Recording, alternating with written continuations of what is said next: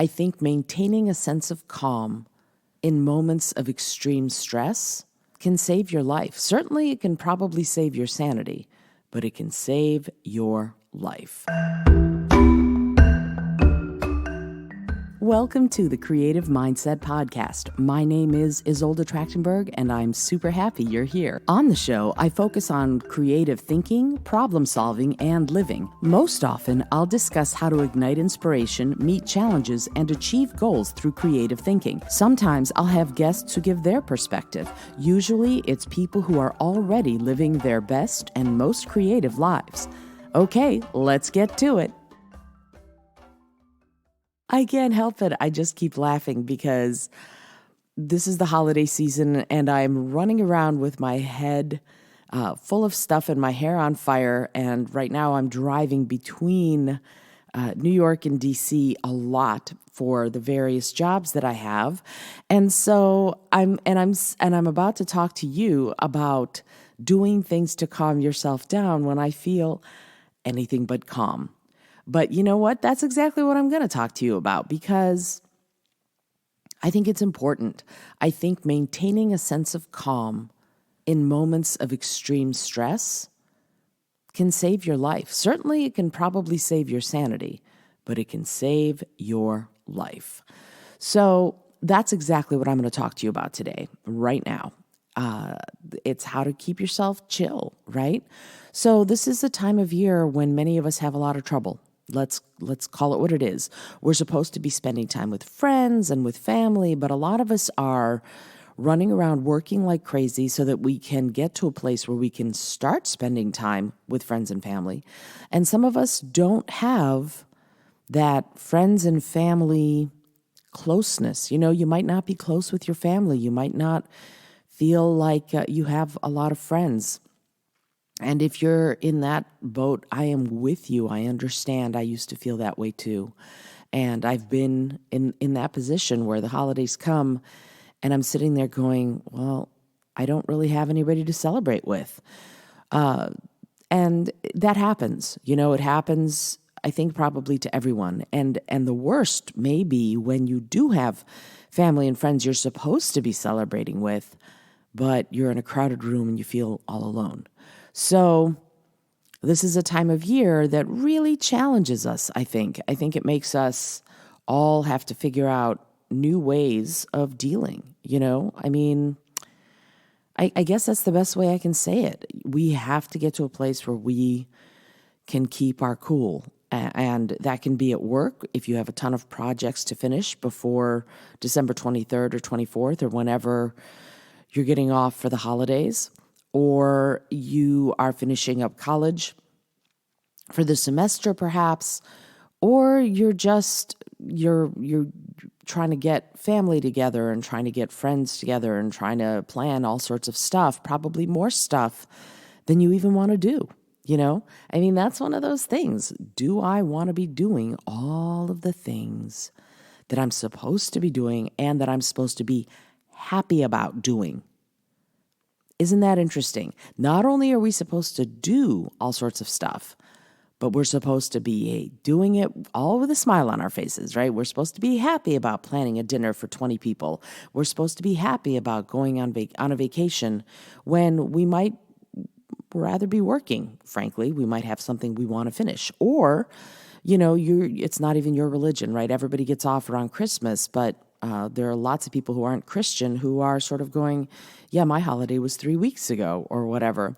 So it's a time that's filled with stress, and chances are, if you've ever gone through what I'm talking about, then you're nodding your head right now, because it can be, I suppose, lovely, but often for a lot of us, it is crazed and full of too many things to do all at once.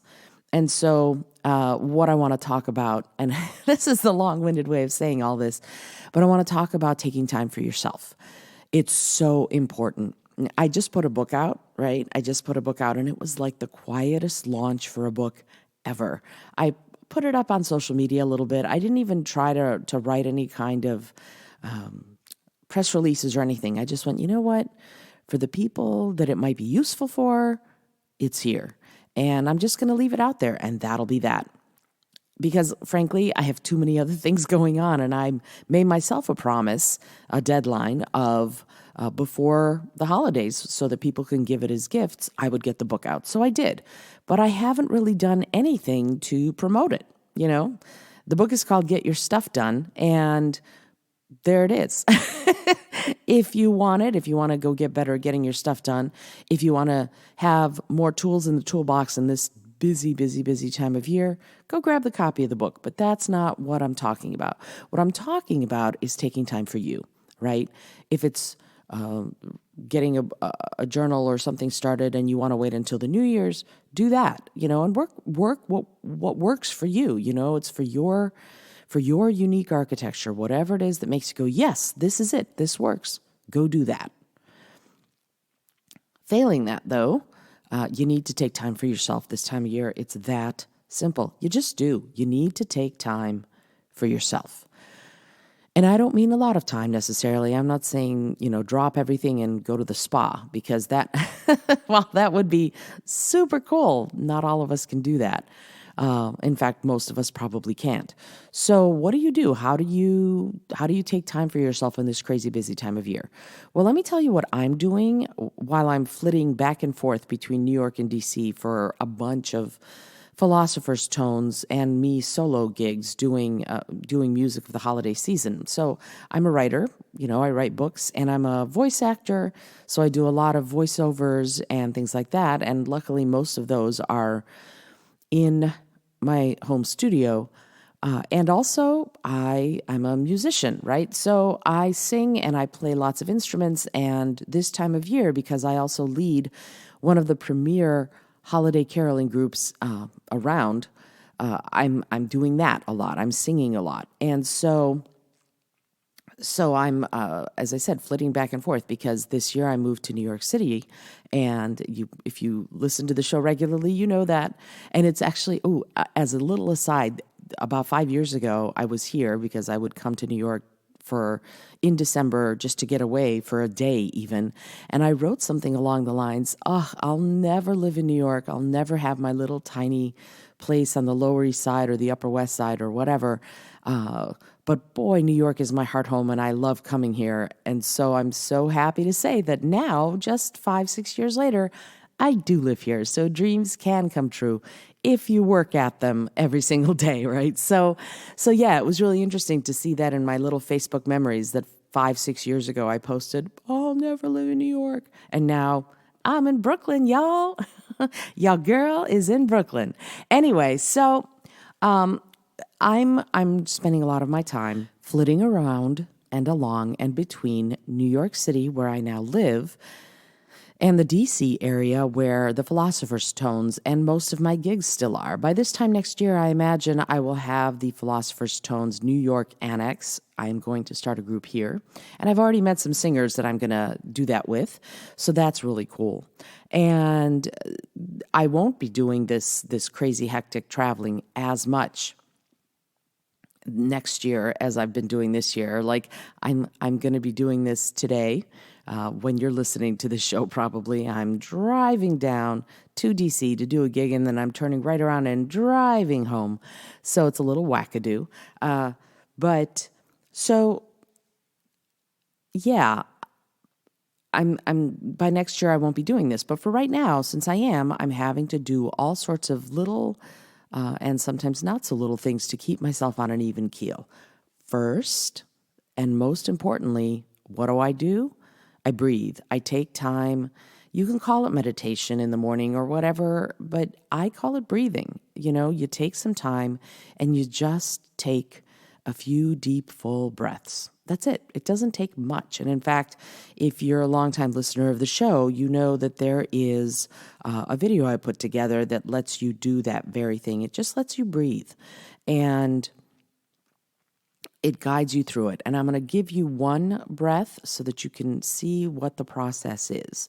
It's breathing in for a count of 4, holding your breath for a count of 4, breathing out for a count of 4, and then holding again until you inhale. So it goes like this. I want you to do it with me, just wherever you are. Just try it. So ready? and inhale, 2, 3, 4, hold your breath, 2, 3, 4, exhale, 2, 3, 4, hold your breath, 2, 3, 4. Again, inhale, 2, 3, 4, hold your breath, 2, 3, 4, exhale, 2, 3, 4, hold your breath, 2, 3, 4. One more time. Inhale, 2, 3, 4, hold your breath, 2, 3, 4, exhale, 2, 3, 4, hold your breath, 2, 3, 4. Now, if you did that little exercise with me, you probably are noticing that you feel a little differently than you did before you did it. Just breathing can change everything, right? I've said this before, and I'll say it again. We could live for 3 weeks without food. We can probably live for 3 days without water. We can live about 3 minutes without air. Air is life. Breathing, breath is life. So the first and most important thing that you can do for yourself when you are running crazed around the holidays, or if you're feeling alone or even depressed, the first thing to do is breathe. Take some time and do that exercise that we just did. It will help immeasurably. You will love the change over time. So that's one of the things that I do first thing in the morning. I give myself time to just breathe. Now, I'm not a medical professional. I'm not telling you that if you are depressed, to just breathe. Obviously, work with your medical team, your medical professionals. If you have issues of biological clinical depression or even psychological depression, whatever it is. But I know that for me and for many others, breathing changes your perspective wherever you are, whatever you're doing. If you're feeling rushed or stressed, as I said, or even perhaps depressed, I don't know. I don't know why it works. It just does. They say that it changes and it starts up your parasympathetic nervous system and lets feelings of calm and peace and serenity pervade, right? It changes something biologically when you do that. Well, and it makes sense, right? Just like eating changes something in you biologically because the nutrients or lack of nutrients of what you just ate are now in your body. Well, breathing changes something in you biologically too, right? We can debate it all we want, but hold your breath for a little bit, you get lightheaded. Breathe deeply, things are different. So breathing is one of the most important things that you can do for yourself. And the next thing is, as I said, the book I just launched is a journal, sort of. It's a journal and a project planner, but I'm not going to tell you to go ahead and buy it. That's not what this is about. You can go get a notebook from your local store for $2 or whatever. Or if you have one lying around, you can just use that. The important thing here is not what you're writing on. The important thing is to write every day for at least a page. Just in the morning, do a data dump of your brain. Whatever's on your mind, just write about it. I've started writing blah, blah, blah, freaking blah, blah, blah, blah, blah, blah. I don't know what to say. I don't know what to say. I don't know what to say. And then just writing that made me go, actually, this is what I want to talk about this morning. And so I would just write whatever, if there are things that are stressing me out. Every year I have to do all of the, for example, the administrative stuff for the Philosopher's Stones. So I have to keep track of the gigs themselves, negotiate them, find the gigs, negotiate them, do the contracting, do the invoicing, and then make sure I have enough singers to cover the gig, make sure all those singers are ready and prepared, make sure all of the social media for us performing and the website is all up and up to date, and then get there, sing if I need to, if I'm one of the people singing, make sure everybody's doing a good job, lead the gig, right? So I'm usually the one doing all the introduction and what they call the patter. So do all that. And then afterwards, make sure that I get paid and then make sure the singers get paid. And then next year I'll have to do all the taxes for having paid all the singers to do all the jobs. So you see what I mean when I say it's a little stressful. And when you sort of break into the idea that administrative stuff is not my strong suit, and certainly accounting is not my strong suit, I have to be very on task and very organized and focus on this and get it done. And so I tend to have some anxiety around what will I screw up next when it comes to this stuff. So I have to be super careful. Have I screwed up sometimes? Yeah, I have. And then I've had to fix it. But the point is that when I do my morning journaling, I use my version of the Get Your Stuff Done journal. The Get Your Stuff Done journal is it's the distillation of what I do into something that is effective and efficient. I created my own for myself, so I'm not going to buy my own book to do the journal because I already have it. But the point is that that's what I do every day, right? Every morning I do a brain dump. First thing, I just write out whatever's in my head. And there are times when realizations come or when I realize that there's something I forgot to add to my to-do list because I wrote about it in this free write that I do every single morning. And it helps me stay on track. And then I get on with my day, right? I mean, I do more than that because I do the project planning part of my journal that I created for myself. I know. I feel like I'm doing a Monty Python sketch. My journal that belongs to me. No, it's just that the journal that I use is the same thing that I put out, but I'm only talking right now. Before you start doing project planning with it, if you decide to grab the journal, or if you decide to develop a different or find a different system that works, do the journaling. Just do the one page. And again, it's not journaling. It's a free write. It's write whatever's coming into your head so that you don't have to think about how to say it or even what you want to say. Just write whatever wants to come out every morning. It'll take 10 minutes, maybe 5 if you write fast, but just one page. Not even front to back, just one page. And if you get any kind of a realization or an idea, or you remember something you had to do by this write, then mark it while you're writing. Just go mark a little hashtag or a little asterisk or something by it so that you'll remember it and you'll be able to easily see it among all the rest of the writing that you just did. Because frankly, my writing first thing in the morning is even messier than it normally is. So in order to make sure I can find more easily what it is that I wrote, I mark it down. So those are the two things that I'm encouraging you to do every day between now and New Year's Eve. Just try it. Just see how it feels. Every day in the morning, first, breathe. Just breathe. Do that exercise. The inhale for 4, hold for 4, exhale for 4, and inhale and hold again for 4. And then do one single page of free write first thing. Before you even get out of bed, keep the journal by your bed, keep the notebook by your bed, and just write. Just do that. And you'll notice that you have a lot more calm and a lot more peace throughout what is otherwise a really hectic part of the year.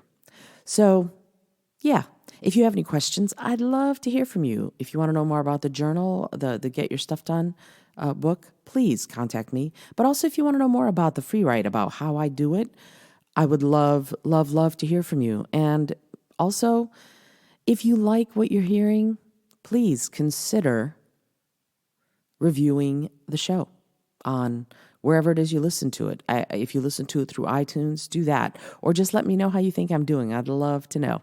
All right.